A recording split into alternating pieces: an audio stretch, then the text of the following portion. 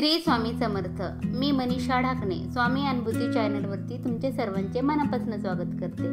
माझे व्हिडिओ जर तुम्हाला आवडत असेल तर माझ्या व्हिडिओला लाईक करा आणि सबस्क्राईब करा. आजचा अनुभव एका ताईंचा आहे आणि तो मी तुम्हाला त्यांच्या शब्दात सांगते. मी मंगल. साधारण 2016ची गोष्ट असेल. माझ्या मुलीला स्वामींच्या कृपेने मुलगा झाला, पण बाळाचा जन्म झाल्याच्या नंतर हे बाळ रडलंच नाही. जशी सगळी बाळे रडतात तसे हे मात्र रडलंच नाही. बाळाची तब्येत सुद्धा खूप खराब होती. साधारण बाळाचं वजन 2.5 किलोपेक्षा जास्त असावं असं म्हणतात, पण आमच्या या बाळाचं वजन 1.5 किलोपेक्षा देखील कमी होतं. बाळावर तातडीने वैद्यकीय उपचार देखील झाले नाही. अशातच डॉक्टरांनी हात झटकले आणि आता आमच्या पुढे काय करावे हा मोठा प्रश्न होता. मुलीला मुलगा झाला म्हणून आम्हाला खूप आनंद झाला होता, पण हा आनंद आमचा काही क्षणापुरताच राहिला होता.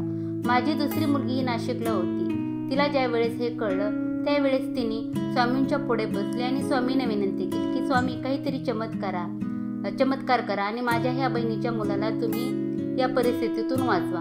असं म्हणून तिने कालभैरवाष्टक सुरू केलं. तिने साधारण 9 ते 10च्या दरम्यान कालभैरवाष्टक म्हणण्यास सुरुवात केली. तिने ज्यावेळेस कालभैरवाष्टक म्हणायला लागली त्याच वेळेस इकडे बाळाने हालचाल सुरू केली. बाळाने हालचाल सुरू केल्याच्या नंतर आम्ही ताबडतोब बाळाला दुसऱ्या एका दवाखान्यात ॲडमिट केलं आणि बाळाच्या परिस्थितीमध्ये आम्हाला हळूहळू सुधारणा दिसायला लागली.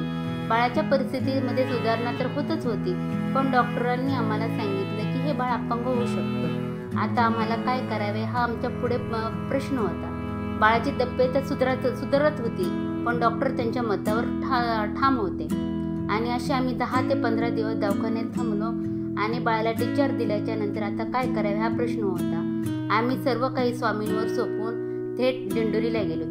दिंडोरीला गेल्याच्या नंतर आम्ही बाळाला गुरुमाऊलींच्या स्वाधीन केलं आणि माऊलींनी सांगितलं की बाळाला काहीही झालेलं नाही, बाळ एकदम ठणठणीत आहे आणि तुम्ही काही काळजी करू नका. आज या गोष्टीला जवळजवळ 8 वर्ष झालेले आहेत. माझ्या मुलीचा मुलगा अगदी ठणठणीत आहे, त्याला काहीही झालं नाही, त्याला स्वामींनीच बरे केलं आहे.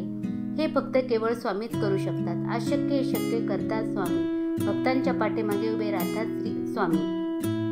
मंगलताईंना जसा अनुभव आला आहे तसा तुम्हाला येत असेल तर ते मला कमेंटमध्ये सांगा, कारण मी स्वामी अनुभूती नावाचं एक पुस्तक लिहिलेलं आहे आणि याच्यामध्ये मी सेवेकऱ्यांचे अनुभव लिहिलेले आहेत. जर तुमच्याकडे असे अनुभव असतील तर ते तुम्ही मला सांगा. मी अनुभूती 2 मध्ये ते नक्कीच लिहिण्याचा प्रयत्न करेन. श्री स्वामी समर्थ. जय जय स्वामी.